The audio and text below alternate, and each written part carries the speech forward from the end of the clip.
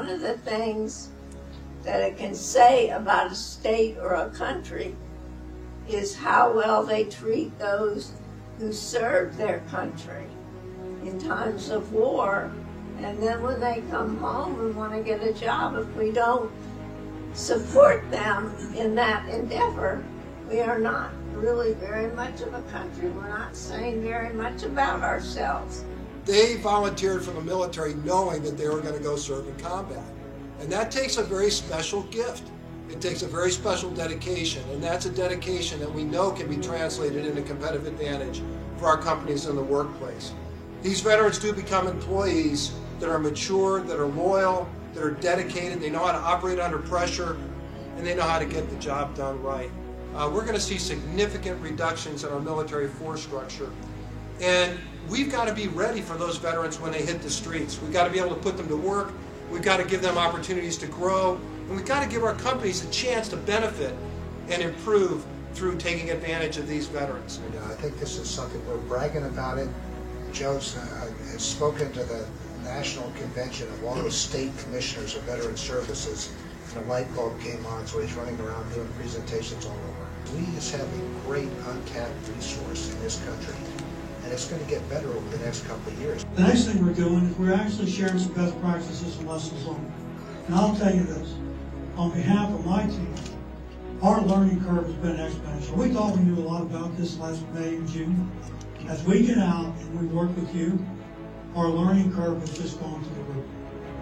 You're figuring it out, you're doing innovative things, you're sorting through this, and you're focused on this, and we're learning. This is not an audience that needs to be convinced about the value of veterans or the competitive advantage of a mission-oriented, motivated, and ethical member of your team. We all get that.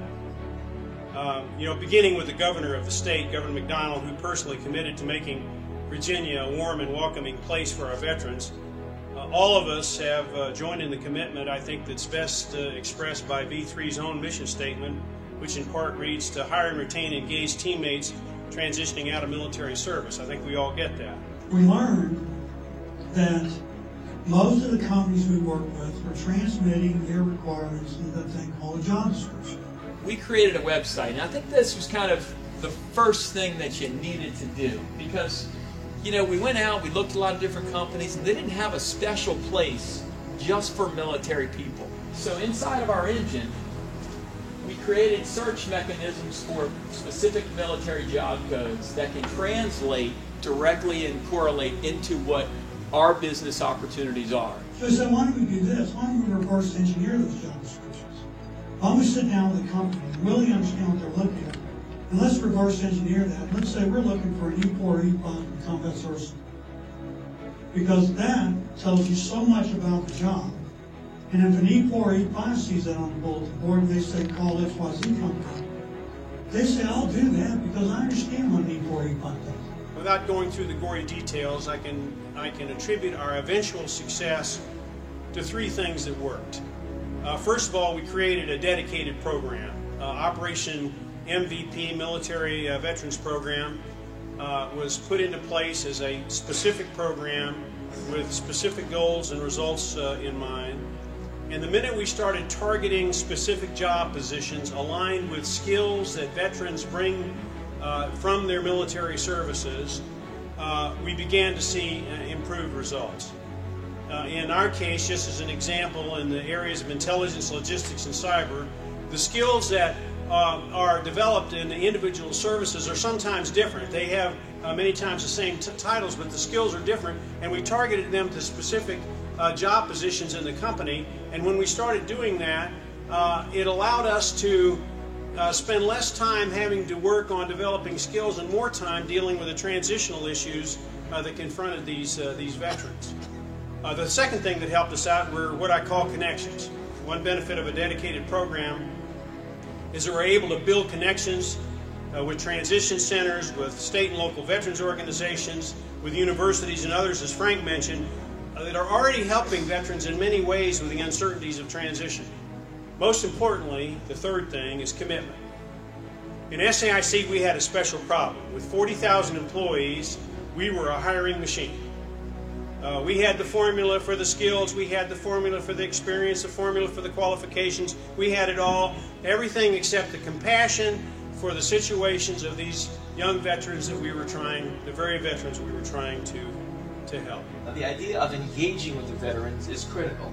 Now, you've seen some of the materials on the websites and the skills translators that are important. On your table is something that we put together, although this has got a Serco logo on it at your desk. This includes a lot of those websites that you can connect with. I would ask that you build websites similar to what Serco and Hilton has done, but to also attach and have vets connect with all of the resources available. The career programs are important, the training is important, but it's also important to engage with them as people. I've been homeless, so I know what it is to be homeless, and I've been jobless. And I know you say, well, really? Well, I'm going to tell you, at the time that I was going to OCS in the state of Maryland, I barely could make ends meet. It takes hands-on, eyeball-to-eyeball contact, a little tough love from time to time, to get the machine sensitized to the transition issues that our veterans face. Trying to ensure that our service members don't go through the same thing that I've gone through. Whatever I can do to be able to help them, that's why it's important for me to kind of be in front of you all today. To make them teammates, to make them part of the company family, means that we, you, us, the leadership, have to be personally involved. I was fortunate enough to be able to land a job with Accenture 18 years ago, almost 19 years ago. And most of them, except for the ones that hired me, did not know I was in the military. I didn't really talk about it. And mainly because I went into a commercial type company, right? And so in a commercial company, they don't necessarily, they don't understand that, right? And when you think about, Accenture, we're a very global organization, it was kind of daunting. I was just like, well, I don't want to tell anybody I'm in the military.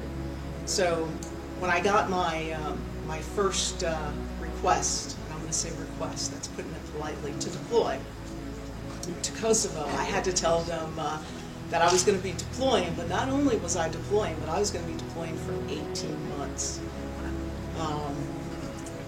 That was an interesting conversation because we were all kind of emotional about it, and they had never dealt with someone at my level. At that time, I was an associate partner.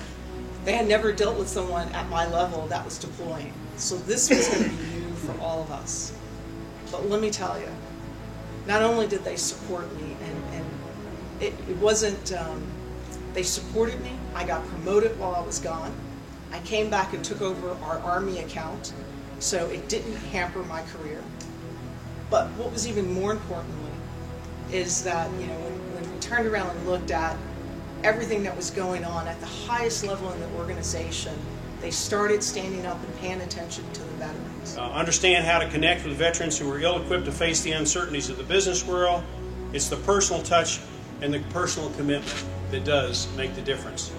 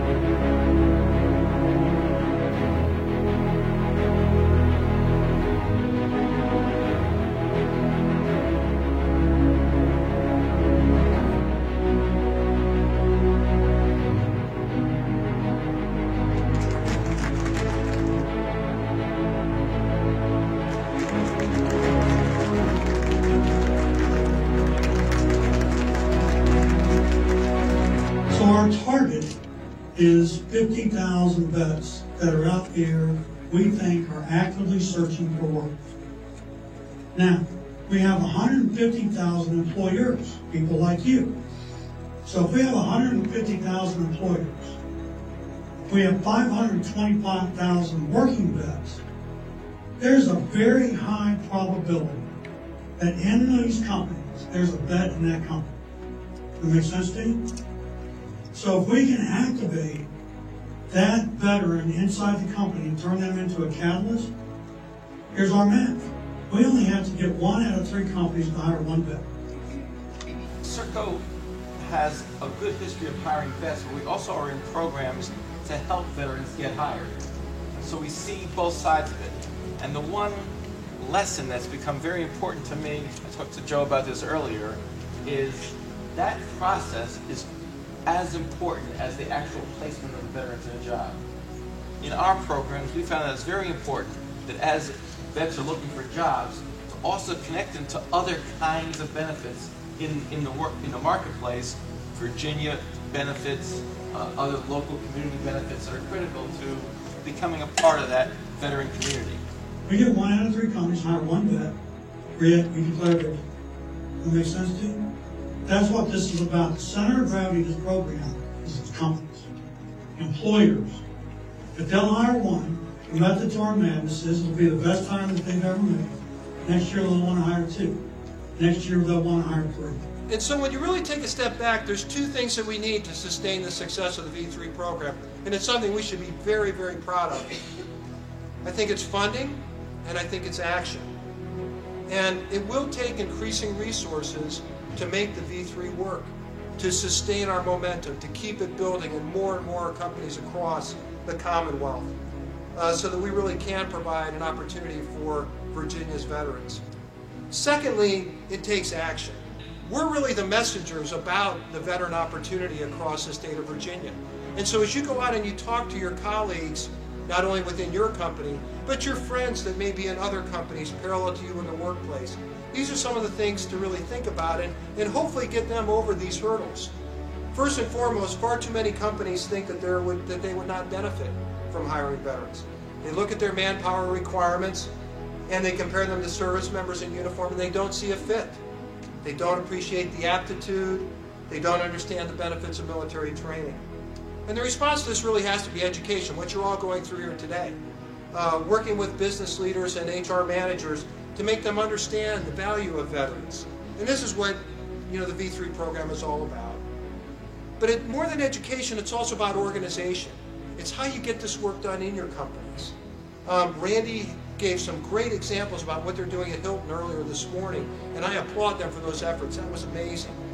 Mike also mentioned some of these things that they're doing at Serco. Very, very impressive. But there's ways to form these support groups of veterans, and quite frankly, some of the best advocates are non-veterans that are very committed to the cause of veterans. Get them to work in some of your in your groups within your companies, because they can be real champions for us. And they're the ones that can monitor the effectiveness of your program and ensure that veterans are getting an opportunity to interview and compete for jobs where they can create value for your companies. This is what we're doing at Carlisle. We've established a number of employee resource groups, and we have one of them for veterans under our diversity and inclusion program. And I would encourage all companies to consider veterans as one of those special groups as you look across the programs you have in your companies.